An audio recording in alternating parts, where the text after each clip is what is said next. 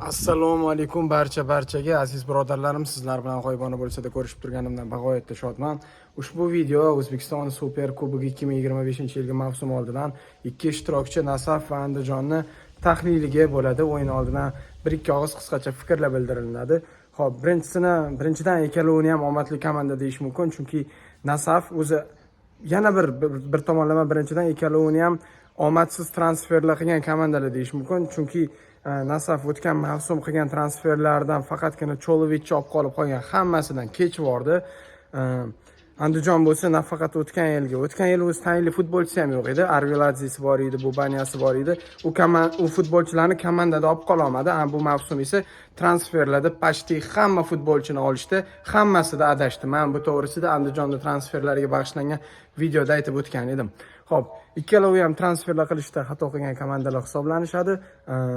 Omad bo'yicha olib qaraganda esa Nasaf chempionatni yutishda unga kim raqobat qildi? Faqatgina OKMK raqobat qildi. OKMK ham o'tgan yil paydo bo'lib qoldi. Nimasiga ko'ra paydo bo'lib qoldi? Birinchidan o'zi tegiga olib qarasang, Mirjalol Qosimov bu komandani 2018-2019-yildan beri tarbiyalab kelyapti. Va shunisiga ko'ra komandani biriktira oldi. Ikkinchidan esa boshqa hech qaysi komanda Nasafga chempionlik yo'lida raqobat qilib bera olmadi. Paxtakor ham, Neftchi ham, Navbahor ham. Navbahor Babayanni ishdan olgandan keyin orqaga ketib qoldi. Shunday ekan, Nasafga chempionlik yo'lida faqatgina OKMK raqobat qildi. Nasaf o'zi ham 20-turdan keyin baribir oqsab qoqilib ketdi. O'tgan yili Paxtakorga mana shunaqa qoqilish evaziga chempionlikni berib qo'ydi.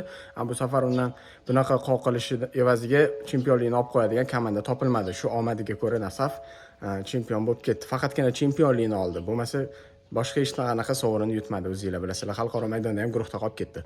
Andijonning omadi nimada? U finalga penaltilar seriyalari bilan o'tib chiqib keldi.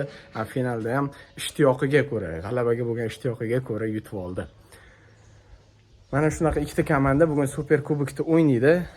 Bu safar Andijonda omadsizlik, Nasafda esa o'zini kuchi bor deyish mumkin.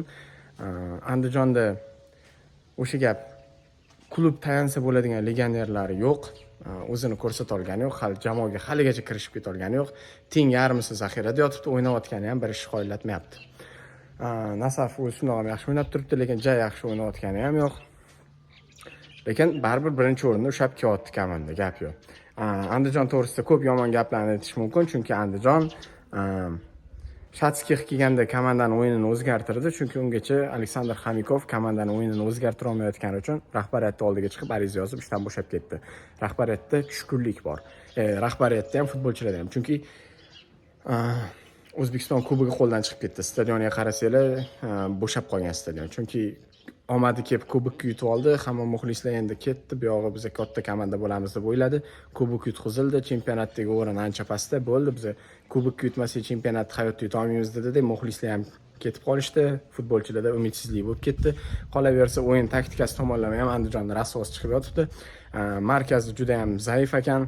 Surxon bilan o'yinni biz tahlil qildik. O'sha Shatskix markaziga e'tibor qaratyapti, lekin shunda ham markazi eplay olgani yo'q Shatskix. Bitta o'yinda to'g'rilab bo'lmaydi-da.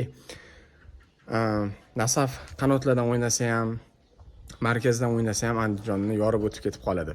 Nasafni bilasizlar, qarshi hujumga tezkor o'tib ketadi. O'shaning uchun Andijon ikkinchi komanda bo'lib, orqada raqibni zichlashgan holda raqibni maydon markazini bu yog'ida kutib olib o'ynasa kerak. Lekin shunda ham na qanotlari, na markazi kuchli emas bu komandani. Faqatgina o'sha Abdumannonovlari bor, Bektemir Abdumannonov hamda Doniyor Abdumannonov bor. Ular qanotlarini almashtirib o'ynab, Andijon futbolchilarining ko'zini shang'alat qilmasa, boshqachasiga bu Andijonda nimadir do'ndirib qo'yadigan holat yo'q. Shu sababdan katta ehtimol bilan Nasaf yutadi bu o'yinda. Andijon hech narsa qila olmaydi. Nimaga? Chunki o'tgan yilgi Kubok finalidagi ishtiyoq bolalarda yo'q, tushunasizlarmi? Agar mana shu bolalar o'zidagi energiyani hisobiga ham yutib ketadi, yorvoradi yoki hatto umid qilsak bo'lardi. Chunki bolalarda hozir duh singan, o'shaning uchun na o'yin uslubi yaxshi, na duh. Короче, Andijonda hech narsa yo'q hozir. O'shaning uchun Nasaf yutib qo'ysa kerak. 1-2-0 larni o'ylab turibman.